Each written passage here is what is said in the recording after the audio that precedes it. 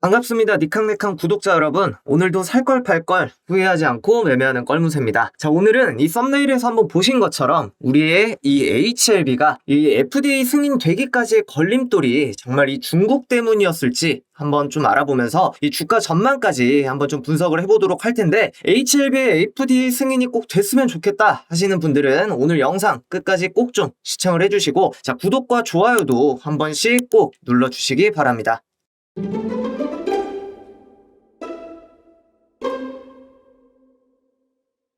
자, 그럼 바로 한번 시작을 좀 해보자면, 지난번 영상에서는 제가 이 HLB의 간암 신약, 이 리보세라닙의 FDA 승인 확정과 더불어 이렇게 예상 날짜까지 한번 좀 말씀을 드려봤는데, 이 중에서도 참 여러 의견들이 있었던 것 같습니다. 자, 그 중에서도 현재 이 미국과 중국의 관계 때문에 이 HLB의 FDA 승인이 되지 못하고 있는 게 아니냐라는 의견들이 좀 많았던 것 같은데, 자, 먼저 이 부분에 대해서는 이렇게 HLB의 공식 블로그에서도 한 차례 언급이 된 걸 좀 보실 수가 있죠. 먼저 내용을 한번 좀 보게 되시면, 이 FDA는 환자들에게 보다 새롭고 이렇게 좀 좋은 약을 적시에 공급하는 것을 가장 중요하게 생각하는 기관이다. 자, 또 이 미국과 중국 간의 관계적인 부분으로 인해 이 신약이 좀 승인되는 것을 방해하는 집단이 아니다 라고 좀 말을 전하고 있습니다. 자, 뭐 이 부분은 당연히 좀 그래야만 하지 라고 좀 생각을 할 수 있는 부분이기도 한데, 이번에 이 FDA가 요구한 보안 요청 사항을 한번 좀 보게 되면 또 왜 이렇게 많은 분들이 이 중국 때문이라고 하는 건지도 알 수도 좀 있을 것 같긴 합니다. 자, 왜냐하면 첫 번째로 이렇게 콕 집어서 이 중국 항서제약의 캄렐리주맙 CMC에 이렇게 문제가 있다고 지적했기 때문인데, 자, 이를 두고 HLB와 항서제약 측은 CMC 제조 공정이 아닌 이 조명과 공조시설, 그리고 이 배관이나 위생시설과 같은 이 퍼실리티 문제라고 말을 좀 전했었죠. 자, 그런데 여기서 제가 뭐 직접 약을 만들어보고 뭐 그 시설에서 좀 일을 해보진 않았지만, 지금 보이는 이 항서제약의 신약 생산 시설을 좀 보시면 여러분들은 좀 어떤 생각이 드시나요? 저는 뭐 딱히 지적을 받을 만큼의 문제가 있어 보이진 않는 것 같고, 이건 뭐 누가 봐도 좀 그렇다고 생각을 할 것 같긴 한데, 자, 뭐 그렇다 보니 이번 타입 A 이 미팅에서의 결과가 좀 어땠나요? 이렇게 CMC에 대한 추가 지적사항은 없고, 기존 지적사항에 대해서도 이 항서제약이 제출한 답변이 충분하여 이 추가로 보완할 자료는 없다라고 좀 나왔다는 거죠. 그럼 정말 이 괜한 트집을 좀 잡는 거였을까요? 뭐 이 이유는 이 FDA와 HLB 그리고 이 항서제약만이 알고 있겠지만, 뭐 굳이 이렇게 좀 사람을 살리고 말고 하는 이 신약 개발에 있어 FDA가 괜한 좀 트집을 잡았다고는 생각하지 말아야겠죠. 자, 그럼 두 번째, 이 여행 제한으로 인해 완료하지 못했던 이 임상시험 실사. 자, 이 부분은 제가 지난 영상에서도 현 시점 이 HLB의 간암 신약이 FDA 승인이 되기 위한 가장 좀 중요한 부분이면서도 이 문제점은 원격으로도 이렇게 진행하고 해결할 수 있을 것 같다고 말씀을 한 차례 좀 드렸었죠. 자, 그런데 일각에선 이렇게 이 중국의 임상시험은 고려하지 않고 이 러시아와 우크라이나에서의 임상시험을 하게 된 것마저 이 중국을 견제하기 위한 이 미국 FDA의 결정 때문이지 않냐라는 말도 나오고 있다고 합니다. 자, 근데 이 부분은 좀 억지라고 봅니다. 그동안 이 많은 글로벌 제약업체들이 이렇게 좀 저렴하게 임상을 진행할 수 있다라는 명분 하에 중국에서만 좀 굉장히 많은 임상시험을 좀 했던 것과 동시에, 자, 일부 이렇게 중국 임상기관에서 환자 부작용을 제대로 좀 보고하지 않았다 보니, 자, 이 FDA 측에서도 좀 더 좀 정확하고 다양한 인종에 대한 이 임상시험 결과를 토대로 허가 승인을 내겠다고 좀 발표를 했기 때문인데요. 자, 뿐만 아니라 요즘 한창 이 비만 치료제로 잘 나가고 있는 일라이릴리도 이 과거 이러한 문제로 이 폐암 치료 신약 티비트를 좀 허가받지 못했던 사례를 봤을 때 꼭 이 중국이어서라는 부분은 아닌 것 같네요. 자, 그렇다면 이 최종적으로 이 HLB 간암 신약이 FDA 승인을 받는 데 있어 한 차례 불발이 된 건 이 중국 때문에는 아니었다라고 좀 생각을 하고, 이 HLB 주가 전망을 한번 좀 분석을 해보자면,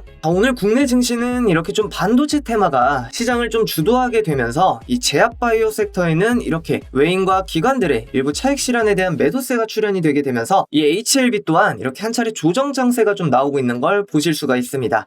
그런데 이 부분은 제가 지난번 영상에서도 이렇게 단기간 60%가 넘는 이 너무 급한 상승세가 좀 나와줬던 HLB HLB이기 때문에 분명 이 세력들이 의도적으로 이 가격 조정이나 이 기간 조정을 통해 또 한 차례 이 주가를 뺐다가 다시 한번 이렇게 좀 올릴 수도 있다라고 말씀을 좀 드렸었죠. 자, 그렇기 때문에 현 시점 이 기술적으로도 이 5일 단기 이평선을 이탈한 상황에서 오늘 종가 마감을 이 단기 지지 저항 라인으로 잡아들인 이 9만원 선을 좀 잘 지켜주면서 마무리가 되는지 아니면 지금처럼 이탈한 채 마무리가 되는지에 따라 이 방향성이 좀 갈릴 것 같은데, 만약 이 9만원 부근을 이탈한 채 좀 종가 마감이 된다라고 했을 땐 이 지난번에 이 주봉 차트에서도 잡아드렸던 이 8만원에서 이 83,000원이라는 부분까지도 이렇게 조정 장세가 한 차례 더 나올 수 있다는 걸 좀 참고하시면서 이 매매 시 대응해 보시면 될 것 같습니다. 그렇다면 이렇게 또 한번 이 FDA 승인을 앞두고 이번엔 정말 승인이 돼서 익절할 수 있을까라는 이 걱정되는 마음으로 이렇게 좀 기다리고 계시는 우리 HLB 주주분들은 계속해서 들고 가는 게 가장 좀 좋은 방법일까요? 우선 현재 이 들고 계신 물량이 있는 분들이라면 이 FDA 승인 결과 전까지는 계속해서 좀 물타기는 자제한 상태에서 일단은 들고 가시는 게 맞겠죠. 자, 물론 그 상황에서 조금은 걱정이 된다, 다른 종목으로 좀 갈아타고 싶다 하시는 분들은 제가 말씀드린 이 주요 대응 시점들을 좀 참고하시면서 이 비중들을 좀 축소해 나가고 이 다른 종목으로 좀 교체를 하면서 이 손실을 수익으로 이렇게 좀 바꿔나가는 걸 권장드리도록 하겠습니다. 자, 그렇다면 또 어떤 종목을 잡아야 이 손실 복구도 하고 이 수익도 볼 수 있냐, 이렇게 좀 궁금하시죠?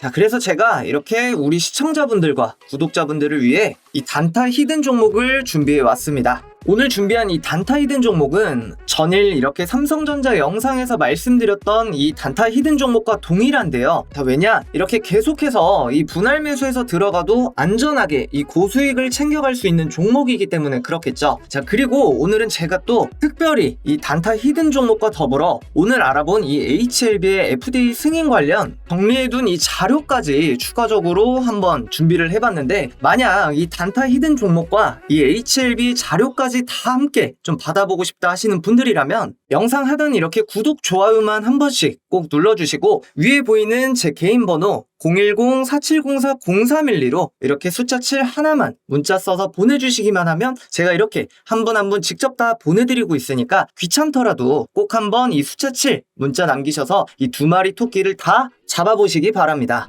자, 그럼 오늘 영상도 이렇게 끝까지 시청해주셔서 감사드리고 저는 다음 영상에서 더 좋은 분석과 자료들을 가지고 다시 한번 인사드리도록 하겠습니다.